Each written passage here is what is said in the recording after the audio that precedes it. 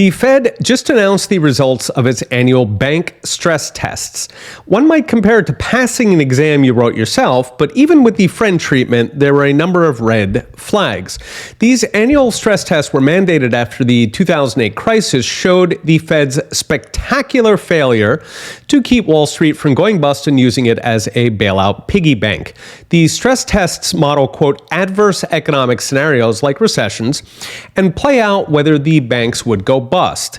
If the banks pass, the Fed usually lets them reduce their capital cushion, which banks love to do so they can hand billions to shareholders and leave taxpayers with the bailouts.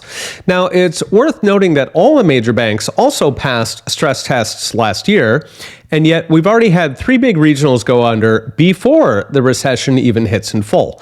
So passing the stress test does not mean banks are safe. Indeed, one critic savaged the tests as, quote, dangerous, misleading, incomplete, and resulting in false comfort.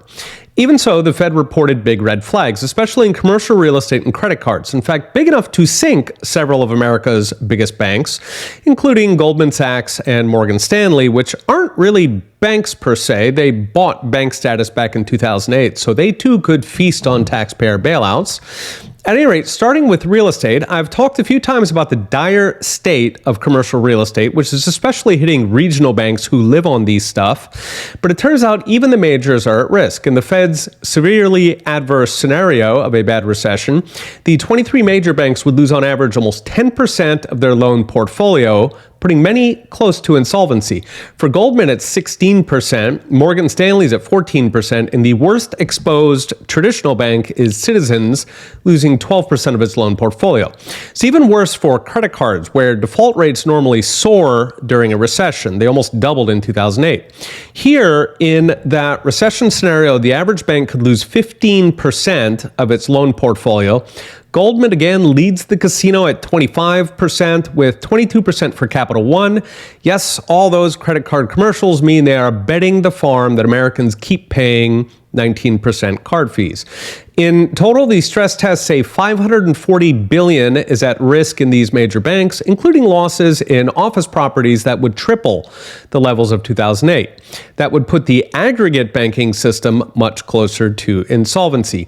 Keep in mind, these stress tests are just the majors. They're excluding most regional banks, so they're projecting the majors would mostly survive. But there are potentially thousands of regional lenders that are already on the ropes even before that severely adverse scenario hits.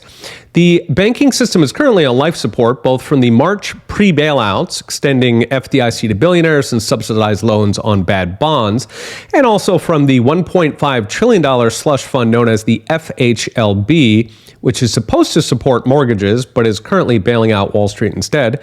That means even if you take these stress tests as gospel, if the bailouts are not enough, at best, we'll see more failed regionals gobbled up by these privileged survivors. If, on the other hand, the stress tests are incomplete or even dangerous, the bailouts could get very big very fast. Okay, we'll be watching. See you next time.